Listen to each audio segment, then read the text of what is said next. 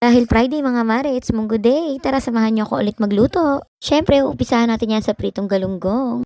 Ewan ko mga mare kung ako lang, pero para sa akin hindi kumpleto ang munggo kung walang kapares na isda. Simulan na natin ang pagluluto ng munggo mga mare. Mainit na kaldero na may mantika, magigisa lang tayo ng sibuyas, bawang at kamatis. Imekos-mekos nyo lang yan mga mare. At isunod ang baboy pang sahog. Tapos ito mga mare, optional lang. Naglagay din ako ng dried alamang. Yung iba naman tinapa, depende sa trip nyo yan mga mare. Kasi sunod na rin natin yung pinalambot na munggo mga mare. Tapos konting tubig mga mare, tansya lang. Pampalasa naman mga mare, nilalagay ko pork cubes, patis, paminta at ginisa mix. Kasi mekos nyo lang yan mga mare at pakuluin na ilang minuto. At kapag kumukulo na siya ng ganyan mga mare, ilagay na natin ang mga gulay. Alam ko yung iba hindi naglalagay ng ganito, pero ako kasi nasanay ako dahil sa luto ng aking pajay. Tapos pakuluin lang natin ulit mga mare. Maya-maya lang isunod na natin ang dahon ng ampalaya. So ayan, ano pa ba gagawin kundi pakuluin ulit? Maya-maya lang pwede na natin ilagay ang pandiin ng chicharon o Jenny's, baka naman.